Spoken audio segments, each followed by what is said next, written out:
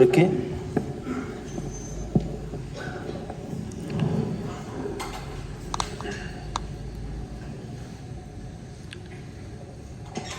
مسیح میں میرے عزیزو، ہمارا کلام ہمیشہ یہودی قوم سے شروع ہوتا ہے اور مسیحیت پر ختم ہوتا ہے،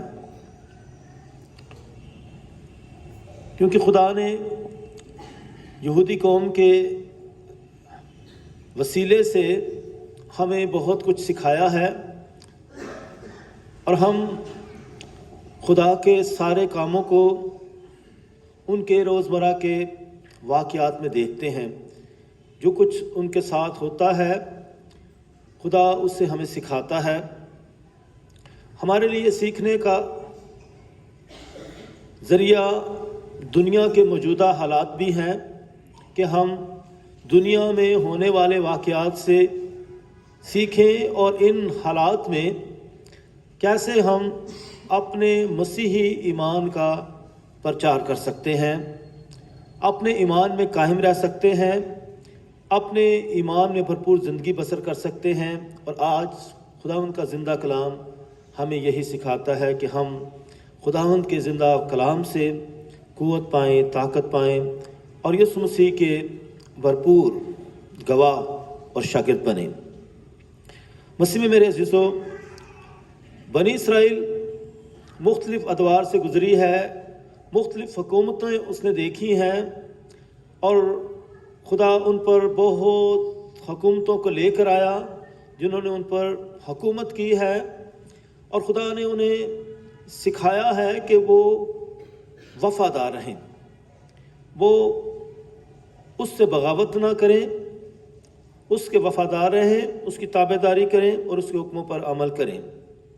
اور خدا ان کے لیے نجات کے دروازے کھولتا ہے، وہ انہیں سکھاتا ہے، لیکن وہ گاہے بگاہے خدا ان کی نافرمانی کرتے ہیں۔ بنی اسرائیل نے بہت ساری اسیریاں دیکھی ہیں، انہوں نے فرعون کی، مصر کی بھی اسیری دیکھی ہے، انہوں نے اشور کی بھی اسیری دیکھی ہے، انہوں نے بابل کی یعنی عراق کی بھی اسیری دیکھی ہے، اور فارس یعنی ایران کی بھی اسیری دیکھی ہے۔ انہوں نے رومی جو ہے یونانی حکومت یعنی الیگزینڈر کی اسیری بھی دیکھی ہے، اور انہوں نے رومی حکومت کی بھی اسیری دیکھی ہے، اور انہوں نے اسلام کی بھی اسیری دیکھی ہے۔ اور اب بھی یہودی جو ہیں بہت جنگ و جدل سے گزر رہے ہیں، اب بھی یہودی سرزمین جو ہے، وعدہ کی سرزمین، جنگ و جدل کے گھیرے میں ہے، بہت تشدد ہے، بہت خون خرابہ ہے۔ اور ہمارے پاپا اعظم پوپ فرانسس اس وقت تمام دنیا کو کہہ رہے ہیں کہ وہ امن کے لیے دعا کریں۔ اسی لیے اس مہینے کی 27 تاریخ کو پاپا اعظم پوپ فرانسس نے تمام دنیا میں روزہ رکھنے کے لیے اور ساتھ دعا کرنے کی اپیل کی ہے۔ اس لیے مسیح میرے عزیزو، ہم امن کے لیے دعا کرتے ہیں، سلامتی کے لیے دعا کرتے ہیں کہ خداوند ہر طرح سے سلامتی لے کر آئے۔ مسیح میرے عزیزو، فارس کی حکومت جس کا ذکر آج کی پہلی تلاوت میں ہوا ہے، فارس جو ایران کا علاقہ ہے، اور یہ جو سلطنت تھی 2000 میل کے فاصلے پر پھیلی ہوئی تھی، اور یہ بڑی سلطنت اسیریا کی سلطنت اور بابل کی سلطنت سے بھی بڑی سلطنت تھی۔ اور یہ سلطنت جو تھی، اس میں فارس کے بادشاہ دارا اور کورس گزرے ہیں، اور ان کا بائبل مقدس میں ذکر بھی آیا ہے۔ اور کورس بادشاہ جہاز سے خورس بھی کہتے ہیں، سائرس دی گریٹ، یہ غیر قوم سے ہے، اور یہ واحد بائبل مقدس کا یہ حوالہ ہے جہاں پہلی دفعہ یہ بات آئی ہے کہ خدا غیر قوم کے لوگوں کو بھی مسح کر سکتا ہے۔ کیونکہ بائبل مقدس میں یہودی قوم میں بادشاہ کو مسح کیا جاتا تھا، نبی کو مسح کیا جاتا تھا، کاہن مسح ہوتا تھا، اور یہ پہلی دفعہ ہے کہ غیر قوم کا شخص جو بادشاہ ہے، خدا اسے مسح کرتا ہے، انوائنٹ کرتا ہے، اور یہ کسی خاص مقصد کے لیے خدا لوگوں کو چنتا ہے اور انہیں مسا دیتا ہے اور ان سے بڑے بڑے کام لیتا ہے۔ اسی وجہ سے جب بابل کے بادشاہ نبوکدنضر نے اس بنی اسرائیل کو تباہ برباد کیا تھا، ہیکل کو برباد کر دیا تھا پہلی دفعہ، تو وہ ان کو اسیری میں لے گیا تھا، تو 70 سال تک یہ جو ہے بابل کی اسیری میں رہے، جو کہ عراق کا علاقہ ہے۔ اور پھر یہ بادشاہ سائرس دی گریٹ جو تھا، خدا نے اسے چنا کہ وہ ان کو واپس بھیجے، اور یہ واپس آئے۔ اس کا مقصد جو تھا پولیٹیکل تھا، سیاسی تھا، کہ یہ لوگ میری تابعداری میں رہیں گے، مجھ سے خوش رہیں گے اور میری حکومت قائم رہے گی۔ لیکن خدا کا یہ منصوبہ جو تھا، الہی منصوبہ تھا، کہ خدا ایک غیر شخص کو مسیحا بنا کر بھیجتا ہے تاکہ وہ بنی اسرائیل کو واپس ان کی سرزمین میں لے کر آئے۔ اور اس سے سب کے سب نہیں آئے، کچھ ادھری کاروبار کی وجہ سے رہ گئے، لیکن جو ہے وقفے سے یہ لوگ آئے ہیں 3 گروپ کی صورت میں۔ اس میں عزرا اور اسی طرح جو ہے نہمیہ بھی آیا، جس نے ہیکل کی دیوار بنائی، اور اس طرح یہ لوگ واپس آئے اور ہیکل کی پھر از سر نو تعمیر ہوئی۔ اس طرح ہیکل کی تعمیر ہوئی، اور پھر اسی طرح رومیوں کی حکومت کے وقت جو ہے 70 میں یہ ہیکل دوبارہ برباد ہوگی، اور تیسری ہیکل بنانے کی جد و جہد ہے۔ اور اسی وجہ سے تمام مڈل ایسٹ میں جو ہے جنگ و جدل ہے، بدامنی ہے، اور اسی طرح دنیا جو ہے پریشان ہے کہ اتنا خون خرابہ کیوں ہو رہا ہے، اور لوگ امن کی اپیل کر رہے ہیں۔ مسیح میں میرے عزیزو، کورس کا یہ بادشاہ جس نے انہیں بھیجا، اجازت دی کہ جاؤ اپنے خدا کی عبادت کرو، جاؤ اپنی ہیکل کی تعمیر کرو، جاؤ اپنے ملک میں آباد ہو جاؤ، تو گویا اس نے ان کو رہائی دی، آزادی دی، تاکہ وہ آزادی کے ساتھ اپنی عبادت کریں، اپنے خداوند کی پرستش کریں، سچائی کے ساتھ کریں۔ اور اسی طرح مسیح میں عزیزو، خداوند یسوع مسیح جو یہودی قوم سے آیا، اور اس نے یہودیوں کو سکھانے کی کوشش کی کہ وہ صحیح معنوں میں خداوند کی پرستش کریں، خداوند کی عبادت کریں، لیکن وہ نہیں مانتے تھے اور مسیحا کو بھی قبول نہیں کیا۔ اس طرح انہوں نے مسیحا کو رد کیا۔ لیکن یسوع مسیح سچا ہے، یسوع مسیح سچائی کی تعلیم دیتا ہے، اور یسوع مسیح خدا کا بیٹا اور خدا ہے، پاک تثلیث کا تیسرا رکن ہے۔ وہ اس کی سچائی جو ہے بہت عیاں ہے۔ یسوع مسیح سچائی کے ساتھ تعلیم دیتا ہے، اور وہ خدا کی بادشاہت کو قائم کرتا ہے، خدا کی مرضی کو پورا کرتا ہے، اور سب کی نجات چاہتا ہے۔ اور اس نے ایسا کرنے کے لیے ہر طرح سے کوشش کی۔ جو تعلیم دی اور جو اعمال کیے وہ بھی سچائی پر مبنی تھے، اس لیے اس کی پوری زندگی جو ہے سب کے لیے اعلیٰ نمونہ ہے۔ خدا یسوع مسیح نے سچائی کے ساتھ خدا کی بادشاہت کے لیے کام کیا، اور سب پوری دنیا کے لیے نجات کا وسیلہ بنا ہے۔ اس لیے مسیح میں میرے عزیزو، خدا یسوع مسیح کے دور میں جو مختلف فرقے تھے، رومی حکومت تو تھی، لیکن یہودی جو مختلف فرقوں میں تقسیم ہوئے تھے، ہیرودین جو کہ محل کے رہنے والے تھے، ہیرودیس بادشاہ کے اہلکار تھے، اور اسی طرح فریسی تھے جو مذہبی اعمال پر نظر رکھتے تھے، اسی طرح صدوقی تھے جو قانونی باتوں کی فکر کرتے تھے۔ اور اس وقت یہ سارے جو فرقے ہیں وہ یسوع مسیح کو پھنسانا چاہتے ہیں۔ حکومت جو ہے روم کی ہے، اور یہ جو بادشاہ ہوتے ہیں، حکومتیں ہوتی ہیں، یہ دوسرے لوگوں کو اس شرط پر رہنے دیتے ہیں کہ انہیں ٹیکس دیں، جزیہ دیں، اور اگر وہ نہیں دیتے ہیں تو ان پر ظلم و تشدد ہوتا ہے یا مار دیا جاتا ہے۔ تو اسی طرح بادشاہ جو ہیں اگر کسی اور کی حکومت کو قائم رکھنا چاہتے ہیں تو انہیں کہتے ہیں ٹیکس دو، یا پھر ہمارے مذہب میں آ جاؤ، ہماری سلطنت کا حصہ بن جاؤ، ہمارے مذہب کو اختیار کر لو، یا پھر جو ہے اپنی جان سے ہاتھ دھو دو۔ تو اس طرح یہ جزیہ ٹیکس دے کر ہی جو ہے انہیں رہنے دیتے تھے، ورنہ ان پر ظلم و تشدد کرتے تھے۔ اور اس وقت یہودی قوم جو تھے وہ روم کو ٹیکس ادا کر رہے تھے، اور روم اس ٹیکس کے ساتھ اپنی سلطنت کو مضبوط کر رہا تھا اور اپنی سلطنت کو چلا رہا تھا۔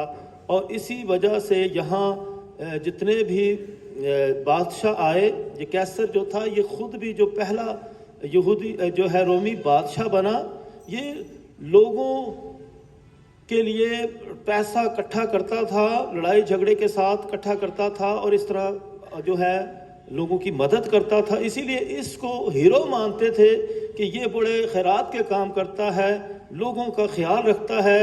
اور انہوں نے نہ صرف اسے جو ہے بادشاہ بنایا کیسر کو، بلکہ اس کو خدا کا درجہ بھی دے دیا کہ کیسر خدا ہے، اور اس کی پوجا بھی کرنے لگے۔ اور اس کے نام کا ایک سکہ بھی نکال دیا، کیونکہ بادشاہ کے نام کا اس کی تصویر کے ساتھ سکہ نکالا جاتا تھا۔ نہ صرف یہ بادشاہ ہے بلکہ خدا کا رتبہ بھی اختیار کر گیا ہے، اور اسی وجہ سے کیسر کے نام سے جزیہ ٹیکس اکٹھا کیا جاتا تھا۔ اور یسوع مسیح خدا کی بادشاہت کا پرچار کرتا تھا۔ اس سے پہلے جو ہے یوحنا اسطباغی بھی خدا کی بادشاہت نزدیک آ گئی ہے، اور یہاں یسوع مسیح جب خدا کی بادشاہت کی باتیں کر رہا تھا، اور یہاں بادشاہت جو تھی روم کی تھی، اور اسی وجہ سے فریسیوں نے صدوقیوں جو ہے یہاں جو ہیرودیسی ہیں ان کے ساتھ بھیجتا ہے جا کر یسوع مسیح کا امتحان لے، بلکہ یسوع مسیح کو پھنسائیں۔ اور انہوں نے اس سے سوال کیا کہ ٹھیک ہے، ہم مانتے ہیں کہ تو بڑا استاد ہے اور تیری تعلیم بھی سچی ہے، کہ اے استاد ہم جانتے ہیں کہ تو سچا ہے اور سچائی سے خدا کی راہ کی تعلیم دیتا ہے اور کسی کی پرواہ نہیں کرتا، کیونکہ تو آدمیوں کا منہ نہیں دیکھتا۔ پس ہم کو بتا تو کیا خیال کرتا ہے، کیسر کو خراج دینا روا ہے یا نہیں؟ یسوع نے ان کی شرارت جانتے ہوئے کہا، اے ریاکارو مجھے کیوں آزماتے ہو؟ خراج کا سکہ مجھے دکھاؤ۔ وہ 1 دینار اس کے پاس لائے۔ تب اس نے ان سے کہا، یہ صورت اور تحریر کس کی ہے؟ انہوں نے کہا، کیسر کی۔ تب اس نے ان سے کہا، پس جو کیسر کا ہے کیسر کو، اور جو خدا کا ہے خدا کو ادا کرو۔ خدا نے یسوع مسیح بڑے استاد گزرے ہیں۔ اسی طرح جب اس عورت پر پتھراؤ ہو رہا تھا تو اس نے کہا، اسے پہلا پتھر وہ مارے جس نے کوئی گناہ نہیں کیا ہے۔ تو اسی طرح یسوع مسیح یہاں بھی جو ہے جب اس کو پھنسانے کی کوشش کر رہے تھے تو یسوع مسیح نے کہا، مجھے سکہ دکھاؤ، اور اس پر کس کی صورت ہے اور کس کس کی تحریر ہے، اور دوسری طرف کچھ بھی نہیں تھا۔ اس نے کہا کہ جو کیسر کا ہے کیسر کو، اور جو خدا کا ہے خدا کو دو۔ تو اسی طرح جو ہے یسوع مسیح کو پھنسانے کی کوشش کی، لیکن یسوع مسیح نے انہیں خوب جواب دیا۔ اس طرح مسیح میں عزیزو، یسوع مسیح نے یہ ثابت کر دیا کہ خدا کی مرضی کو بھی پورا کرنا ہے، خدا کی بادشاہت کے لیے بھی کام کرنا ہے، اور خدا نے یسوع مسیح بھرپور طریقے سے اس کے لیے وقف ہوئے تھے اور اس کے لیے وہ کام کر رہے تھے۔ اور یہی باتیں اس نے شاگردوں کو سکھائی تھی کہ وہ بھی ایسا ہی کریں، دنیا کے ہو کر نہ رہ جائیں بلکہ خدا کی بادشاہت کے لیے کام کریں۔ اور اس کے لیے انہیں بہت دکھوں اور مصیبتوں کا بھی سامنا کرنا پڑ رہا تھا۔ مقدس پولس رسول جو کہ مسیحیت کا بہت دشمن تھا، وہ بھی جو ہے یسوع مسیح کو مسیحا نہیں مانتا تھا، نہ خدا کا بیٹا مانتا تھا، اور وہ مسیحیوں پر ظلم کرتا تھا، بہت ظالم تھا، اور اس نے بہت ظلم کیا۔ لیکن بعد میں کہتا ہے کہ میں نے شریعت کی غیرت میں آ کر یہ سب کچھ کیا تھا، اور اس لیے اپنے آپ کو بری کر لیتا ہے شریعت کا حوالہ دے کر۔ اور اس طرح جب یسوع مسیح دمشق کے راستے میں اس پر ظاہر ہوتے ہیں تو وہاں وہ بدل جاتا ہے اور وہ مکمل طور پر مسیح کا ہو جاتا ہے، یسوع مسیح کی گرفت میں آ جاتا ہے، اور پھر یسوع مسیح کے لیے بہت دکھ اور تکلیفیں سہتا ہے، اس کی منادی کرتا ہے۔ اسی لیے آج کی جو دوسری تلاوت جو تسالونیکیوں کے نام سے لی گئی ہے، یہاں پولس رسول نے خط لکھا ہے، یہ پہلی صدی کے وسط میں، یعنی 50 کے وقت مسیح کے دور میں اس نے یہ خط لکھا، اور اس خط میں وہ بتا رہے ہیں کہ جو میں انجیل کی منادی کر رہا ہوں یہ لفظی نہیں صرف کر رہا ہوں، میں نے لفظی طور پر بھی، تحریری طور پر، تقریروں کی صورت میں تحریری طور پر بھی کی ہے، لیکن یہی کافی نہیں ہے، بلکہ میں عملی طور پر بھی مسیحیت کی جو ہے تبلیغ کرتا ہوں، پرچار کرتا ہوں، اور یہ جو تبلیغ ہے، جو انجیل ہے، یہ جو ہے پوری قدرت کے ساتھ ہے، روح القدس کے ساتھ ہے، اور پورے اعتقاد کے ساتھ ہے، پوری قدرت کے ساتھ، روح القدس کے ساتھ، اور پورے اعتقاد کے ساتھ، ایمان کے ساتھ میں یہ منادی کرتا ہوں، انجیل سناتا ہوں کہ میرا مکمل ایمان ہے، پختہ ایمان ہے۔ اس لیے یہ صرف کسی مقصد یعنی اپنے فائدے کے لیے نہیں ہے یا اپنی مشہوری کے لیے نہیں ہے، بلکہ یہ پورے ایمان کے ساتھ میں یہ کر رہا ہوں، اور اس وجہ سے اس کی جو ہے منادی جو ہے بہت مؤثر ہے۔ اس لیے مسیح میرے عزیزو، پولس رسول نے جو ہے مکمل قدرت اور ایمان کے ساتھ اور بھروسے کے ساتھ یسوع مسیح کی منادی کی ہے، اور عملی طور پر ایسا اس نے کیا ہے۔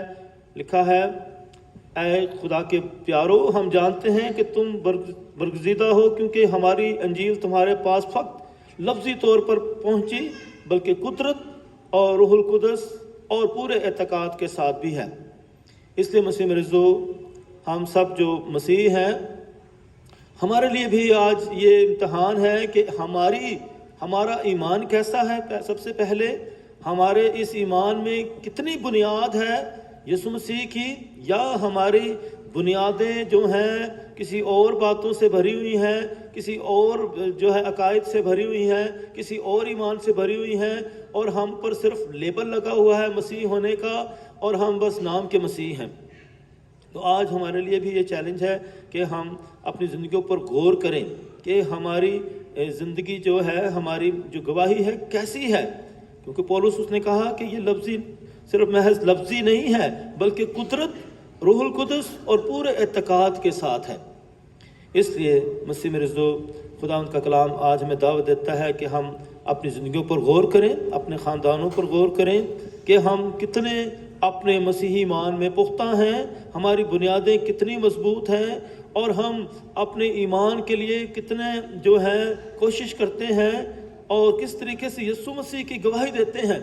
اس لیے ہماری زندگیوں جیسے اس سکے پر جس کا سکہ ہے اس کی شبیہ ہے، تو کیا ہماری زندگیوں پر، ہماری ذات پر یسوع مسیح کی شبیہ ہے، یسوع مسیح کی مہر لگی ہوئی ہے؟ کیا واقعی لوگ جو ہیں ہمیں مسیحی جانتے ہیں، پہچانتے ہیں، یا صرف ہم بہروپیے ہیں؟ اس لیے مسیح میرے عزیزو، خدا ان کا کلام ہمیں سکھاتا ہے کہ بھرپور طریقے سے ہم یسوع مسیح کے گواہ بنیں۔ ہمارے لیے بہت ساری مشکلات ہوتی ہیں، زمانے کے کام ہیں، کاروبار ہیں، ساری چیزیں ہیں۔ کیا ان ساری باتوں کے باوجود ہمارے پاس خدا کے لیے وقت ہے؟ ہمارے لیے دعا کے لیے وقت ہے، کلام پڑھنے کے لیے وقت ہے، یا پھر ہم ساری کاموں کو اکٹھا کیا ہوا ہے اور ہم بس اسی طرح کرتے جاتے ہیں؟ اور کل کی جیسے اسی طرح میں ویسے مثال دیتا ہوں کہ جب دعا نماز ہوتی ہے یا کوئی فنکشن ہوتا ہے تو کوئی ساتھ ہی کہے جی ہمیں کھانا بھی ساتھ کھانا ہے، ہم نے کلام بھی ساتھ پڑھنا ہے، ہم نے ڈانس بھی ساتھ کرنا ہے، ہم نے پارٹی بھی بات ساتھ کرنی ہے، ہم نے باتیں بھی ساتھ ساتھ کرنی ہے، ہم نے کھیلنا بھی ساتھ ساتھ ہے۔ یہ کیسے ہو سکتا ہے؟ آپ خدا کے کلام کے ساتھ مزاح کرتے ہیں، خدا کے کلام کی بے حرمتی کرتے ہیں۔ یہ دعا کا وقت ہے، خاموشی اختیار کریں، خدا کے کلام کو سنیں، خدا کے کلام پر غور کریں۔ تو یہ سخت غصے کی بات ہے اور غلط بات ہے۔ یسوع مسیح کو بھی اس وقت غصہ آ گیا تھا کہ تم نے خدا کے گھر کو ڈاکوں کی کھو بنا دیا ہے۔ تو اس لیے مسیح میرے عزیزو، ہم اپنے روزمرہ کے معاملات میں، اپنی پارٹیز میں، اپنے فنکشنز میں خیال رکھیں خدا کو ہم نے کیسا وقت دینا ہے، کوالٹی کا وقت دیں اور باقاعدگی کے ساتھ اس کا احترام کریں، ورنہ ہم خدا کی بھی بے حرمتی کرتے ہیں، اس کے کلام کی بے حرمتی کرتے ہیں۔ اور یہ ہے بے حرمتی، خدا کی باتوں کی بے حرمتی، خدا کی بے حرمتی، یہ جو ہے مذہبی بے حرمتی ہے، ایمان کی بے حرمتی ہے۔ تو اس لیے مسیح میرے عزیزو، میں خاص طور پر تاکید کر رہا ہوں کہ آپ جب بھی اپنے فنکشن کرتے ہیں تو دیکھیں کہاں آپ نے کلام کو اہمیت دینی ہے کہ سب مکس نہ کریں، مکس اپ نہ کریں ساری باتوں کو، یہ بے حرمتی ہے، اس لیے آپ اس کی قدر کو جانیں۔ کہاں پھر یہاں برکت کہاں ہوگی؟ آپ نے دعا نماز کے بغیر ہی سب کچھ شروع کر دیا ہوا ہے، تو یہ غلط ہے۔ تو اس لیے ضروری بات ہے کہ جو کیسر کا ہے کیسر کو، اور جو خدا کا ہے خدا کو۔ جو جب آپ کی مذہبی رسمیں ہیں تو اس کے لیے بس مذہبی ماحول ہو، جب آپ کا دوسرا معاشرتی جو ہے ایونٹ ہے تو پھر ادھر پھر خوب ڈانس کریں، خوب گائیں بجائیں، گپ شپ لگائیں، جو مرضی کریں، لیکن یہ ہے کہ ہر چیز کا وقت ہے۔ مہربانی سے جب بھی آپ کی زندگی کے جو ہے خاندانی یا معاشرتی ایسے واقعات ہوتے ہیں، ایسے ایونٹس ہوتے ہیں، تو خیال رکھیں کہ آپ کتنا خدا کو وقت دیتے ہیں۔ اس لیے دنیا کے بھی کام ٹھیک ہے، ان کو بھی کریں، لیکن جب روحانی بات ہے، مذہبی بات ہے، تو اس میں بھی سنجیدہ ہیں۔ جو خدا کا ہے خدا کو، جو کیسر کا ہے وہ کیسر کو۔ یسوع مسیح نے یہی بات ہے کہ ٹھیک ہے دنیا داری بھی ہے، جو ہے یہ ٹیکسز بھی ہیں، ٹھیک ہے، لیکن اس کے ساتھ ساتھ خدا کی بادشاہت کے لیے بھی اپنے آپ کو تیار کرنا ہے، نجات کے لیے بھی کی فکر کرنی ہے۔ آئے ہم خدا ان سے دعا کریں کہ خدا اس مادہ پرستی کے دور میں ہمیں یہ فضل بخشے تاکہ ہم ایمان اور بھروسے کی زندگی بسر کر سکے۔ مسیح ہمارے خدا ان کے وسیلہ سے آمین۔